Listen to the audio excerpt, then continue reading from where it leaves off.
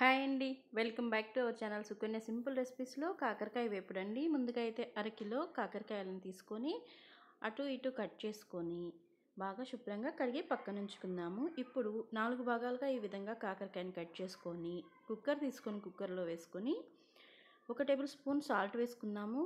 కొద్దిగా పసుపు వేసుకొని కొంచెం చింతపండు అండి, ఇది చేదుగా ఉండకుండా ఉండడం కోసం కొద్దిగా వాటర్ వేసుకొని 2-3 విజిల్లు ఉంచుకోవాలి.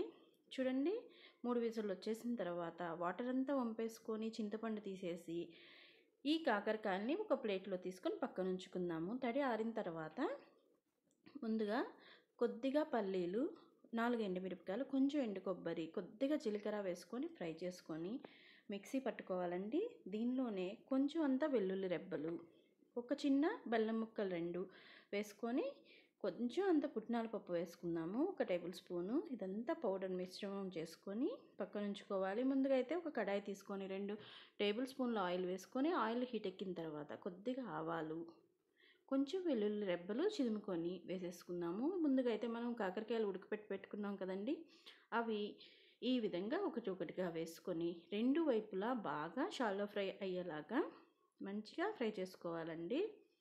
ఈ విధంగా కాకరకాయలు చేసుకుంటే చాలా బాగుంటుంది.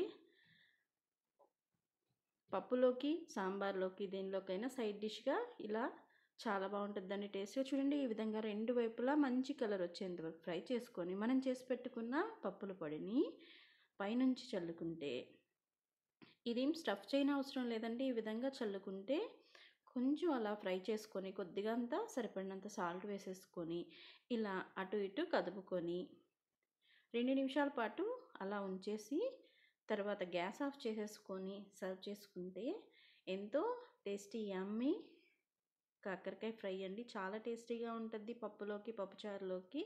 ఒక్కసారి ట్రై చేయండి. నచ్చితే లైక్ చేయండి, షేర్ చేయండి, సబ్స్క్రైబ్ చేయండి. ఈ పప్పుల పొడితోనే రైస్ అంతా తినేయొచ్చండి. అందులో బెల్లం వేసుకున్నాం కాబట్టి చాలా టేస్టీగా ఉంటుంది. ఒక్కసారి ఇలా ట్రై చేసి చూడండి, పిల్లలు కూడా చక్కగా తింటారండి. చేదు ఉండకుండా ఎంతో టేస్టీగా ఉండే కాకరకాయ ఫ్రై ఇలా చేసి చూడండి.